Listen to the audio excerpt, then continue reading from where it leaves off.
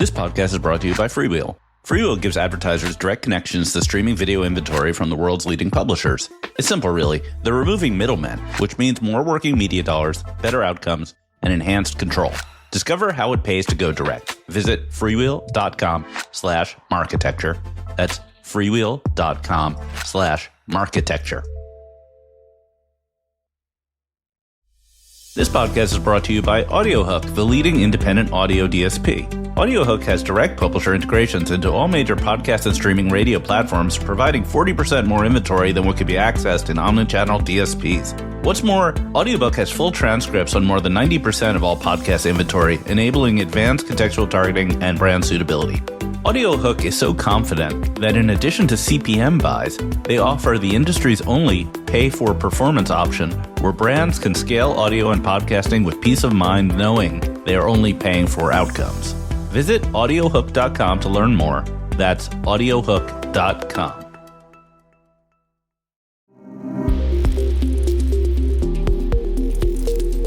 Did TV steal the show from AI at Cannes this year? It certainly seemed like it, given the sheer volume of announcements regarding partnerships and integrations that were rolled out these past couple of weeks. I'm Kate with Marketecture, and this is The Refresh, your weekly download on what went down in advertising. Today is Monday, June 23rd, and this week we're looking at the deals that are reshaping the TV landscape, including announcements from Amazon, Disney, Omnicom, Walmart, and Comcast. At the end of this episode, we'll also take a step back and talk briefly about what these partnerships and integrations mean for the broader advertising landscape. So let's get into it. Starting out with Amazon, who made two moves that were all about inventory and data access to support transparency and precision within campaigns. The first was the announcement of an exclusive partnership with Roku, giving advertisers access to Roku's logged-in user base directly through the Amazon DSP. As Amazon Ads VP Kelly McLean put it, the deal brings unprecedented precision at scale and allows advertisers to activate on deep insights to identify audiences and better tie ad exposure to performance outcomes. Alongside this partnership, they also announced an integration with Disney's Real-Time Ad Exchange, or DRAX. This gives Amazon DSP users access to inventory across Disney+, Hulu, and ESPN, along with the ability to combine Amazon's commerce data with Disney's logged-in audiences.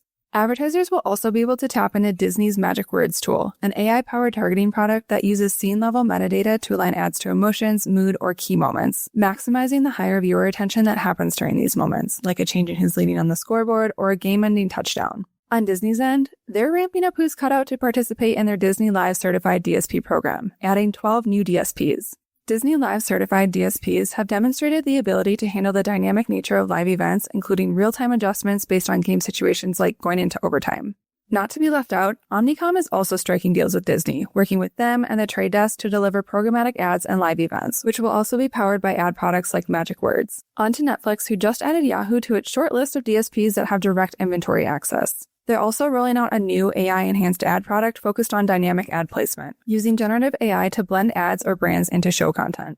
Netflix has also said these ads could be inserted when a show is paused and may contain an overlay or call to action. And they are not alone in this endeavor. The Trade Desk announced a similar virtual product placement capability through a partnership with Rembrand, a generative AI creative vendor. Similar to Netflix, Rembrand's tech scans video scenes and identifies where branded content can be seamlessly embedded, even in influencer and creator content.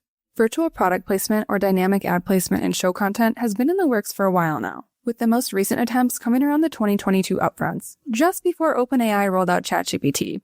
Then, Amazon, Peacock, and Triplelift had all tried their hands at the tech. The hype fizzled, but with generative AI taking off, these opportunities may finally come to fruition. Next up, we have Walmart. And similar to Amazon's partnerships with Roku and Disney, Walmart has teamed up with NBCUniversal to enable access to their vast stores of shopper data. The partnership will give advertisers the ability to create more precise audience targeting and cross-platform measurement outputs within live sports content across streaming and linear campaigns. Finally, we have Comcast, who seems to have adopted the mantra of the best things come in threes with a trio of announcements this week. The first, Comcast Advertising is working with MasterCard to connect TV ad exposure to aggregated, anonymized purchase data, helping both national and local advertisers measure outcomes like sales lift. Next, their Universal Ads platform is teaming up with Marpipe to launch dynamic product ads that will pull from live product catalogs, creating personalized, shoppable ads in streaming environments. And finally, Freewheel is expanding its attribution capabilities with the launch of the Freewheel Identity Network, improving identity resolution and match rates. They're also partnering with PlaceIQ for location-based targeting and foot traffic attribution. All right, let's wrap things up with a quick exploration of what these announcements point to and why they're being made now. We've all been around long enough to know that nearly nothing in the world of business PR or communications is by accident, especially in terms of timing. Which means that it's no happy accident that these announcements are being made leading up to and during Cannes, especially as ad tech has begun to take center stage. Not only are major brand advertisers available to wine, dine, and ideally commit to spending their budgets with you, but the rest of the industry is watching too. From home, of course. Our time, attention, and ad spend is flowing towards streaming TV. But one of the major hindrances has been getting as much out of the channel as its digital counterparts. When they do invest, advertisers must choose where to spend their money, and more importantly, with who. With so much opportunity, aka money, sitting on the table, each DSP is battling to be the go-to platform of choice for advertisers to buy TV and video through. And if you're not convinced, just look at recent challenges to the Trade Desk from Amazon and Viant. In this battle, what was once a differentiator, exclusive or premium inventory access, has now become table stakes. Alongside this, the stakes have been raised. Advertisers are after platforms that can help them transform their TV and video campaigns into full-funnel, performance-oriented endeavors. And in this next battle, data has become the new differentiator. Not only who can access the most of it, but who can actually do something with it. And sure, we've been infusing data into our TV buys for a while now.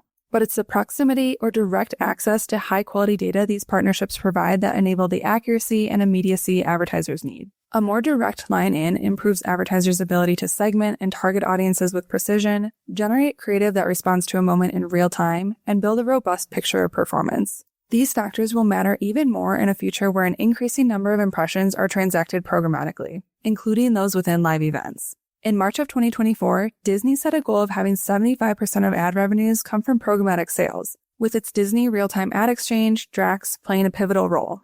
The winners of the battle for TV dominance will be defined by whoever can most effectively help advertisers turn TV into a full-blown performance marketing channel.